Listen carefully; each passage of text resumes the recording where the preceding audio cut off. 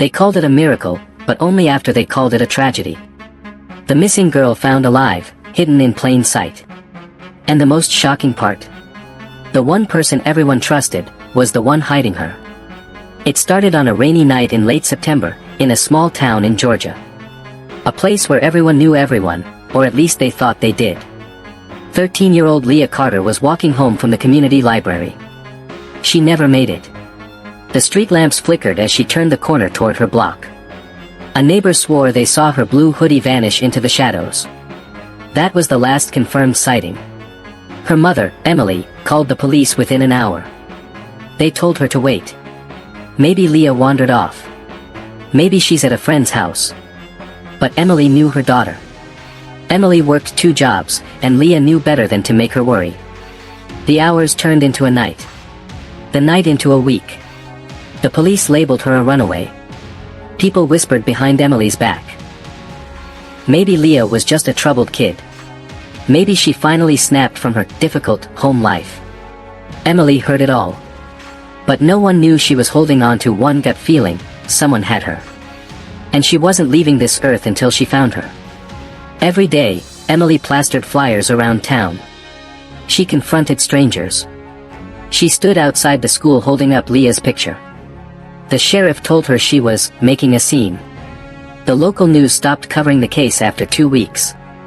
And that's when the cruelest insult came. A local charity meant to help families of the missing held a fundraiser. Emily wasn't invited. Instead, the organizer said maybe Emily should work on herself. That organizer was Mrs. Dana Rhodes. A powerful woman in town. A school board member. A respected business owner. And Emily's former boss. Dana had fired Emily a year ago after a disagreement over attitude.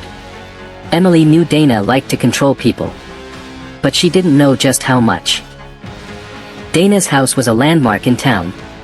White picket fence. Immaculate garden. A smile for every neighbor. No one would suspect her. But inside those walls, a nightmare was unfolding. Because Leah wasn't across the state. She wasn't even across town. She was in Dana Rhodes' basement. From day one, Dana had planned it. She had been watching Leah for months. Not for ransom. Not for money. But for control. Dana liked to collect people. Vulnerable ones. Lonely ones. And she knew Emily was too broke and too ignored by the police to get far. The basement wasn't dirty. It was staged, like a fake bedroom. Pretty curtains. Fairy lights. A locked door disguised as a wall. Dana told Leah her mother had abandoned her. That the police didn't care. That if she left, no one would believe her. Leah didn't know what to believe. The days blurred into weeks. The weeks into months. Dana brought her upstairs sometimes. Always when her husband was out. Always with strict rules: smile. Don't speak unless spoken to. Never mention your name. And here's the part that made this story infamous. Leah was seen at least 6 times in public with Dana. Hair cut shorter. Dyed brown. Wearing glasses. Sitting quietly at the farmer's market. Standing in the corner at church. No one realized. It wasn't that people didn't see her, they saw what Dana wanted them to see. A shy niece visiting for the year. A girl too quiet to talk. Emily, meanwhile, was breaking down. Bills piling up. Health failing. But she refused to stop searching. She kept a notebook of every sighting. Every rumor. Every lie people told. And that notebook saved her life. One day, Emily saw a post on Facebook from the local gardening club. Dana in her perfect yard, holding a basket of tomatoes. And there, in the background, barely visible, was a girl in a yellow dress. Emily zoomed in. The eyes. The slight scar above the eyebrow. That was Leah. Emily rushed to the police. They dismissed it again, said the girl didn't match Leah's description. But Emily had learned not to wait for them. She started following Dana. Quietly. At the grocery store. At the gas station. Until one night, she saw it. Dana pulling into her driveway with the niece in the passenger seat. Leah glanced at the window. For a fraction of a second, their eyes met. And Emily knew. She called 911 again. They told her to stop harassing a respected citizen. So Emily did something dangerous. She went live on Facebook. She stood across from Dana's house, camera shaking, voice breaking. She told the world, "My daughter is in that house." It exploded in minutes. Thousands shared it. The local news showed up. The sheriff had no choice but to act. He knocked. Dana opened the door. Smiling. Calm. Offering lemonade. But when he stepped inside, and found that hidden door in the basement, the smile dropped. Leah was sitting on the bed. Frozen. Staring at the wall. When she saw her mother, she didn't run. She didn't cry. She just whispered, "I knew you'd come." Dana was arrested on charges of kidnapping, unlawful imprisonment, and child endangerment. But here's where the story turns with irony. For years, Dana had chaired the Missing Children Awareness campaign. She had raised thousands to help families like Emily's, all while holding one of those missing children in her own home. The trial was quick.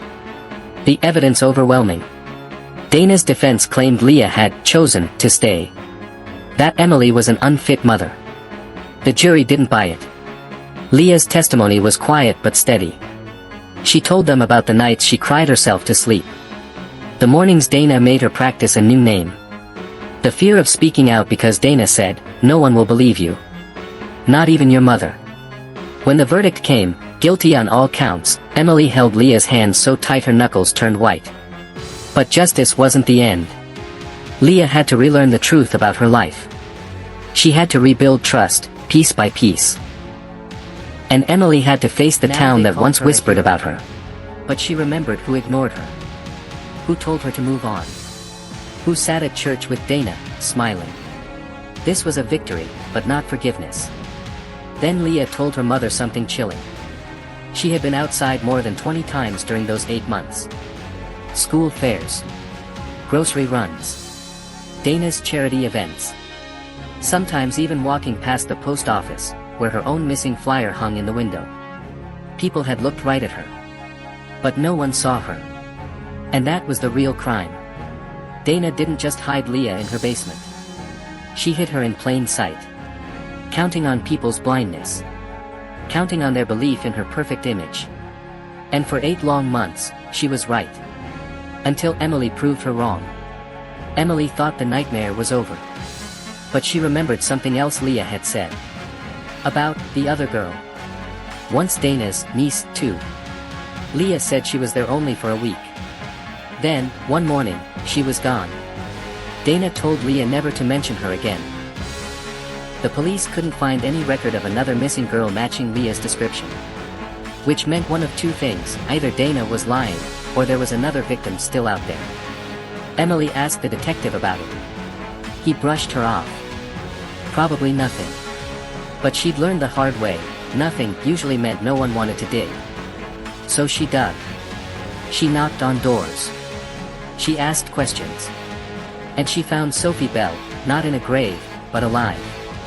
A 15-year-old who had vanished 3 years earlier. Everyone had thought she'd run away. Sophie had been living under a fake name, working at a diner 2 towns away. Believing her family had given up on her because Dana told her so. The reunion between Sophie and her mother broke the internet. The pressure on the local authorities exploded. The sheriff resigned. The charity's entire board was investigated. And the truth came out: Dana hadn't acted alone. 3 board members were charged for helping relocate vulnerable girls. One of them was a retired officer. One of them was a wealthy business owner. And one was the man who had once slammed his door in Emily's face. But Emily didn't just wait for the courts this time. She made them face her. Every night, she stood outside their houses holding pictures of Leah and Sophie. Silent. Staring. Until the neighbors started whispering. Until the people who once dismissed her crossed the street to avoid her eyes. By the time Dana's sentencing came, the whole town was watching. Emily showed up in Leah's blue hoodie. Sophie's mother wore her daughter's old cheer jacket. Together, they sat in the front row.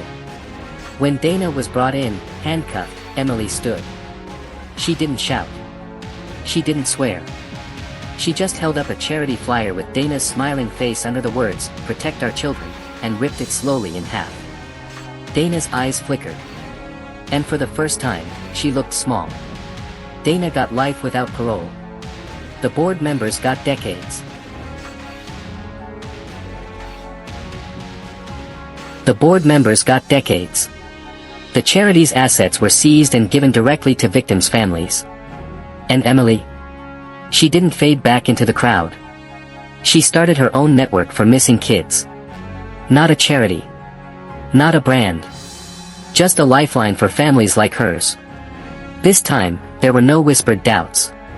No polite dismissals. When she spoke, people listened. And when she walked through town, no one underestimated her again.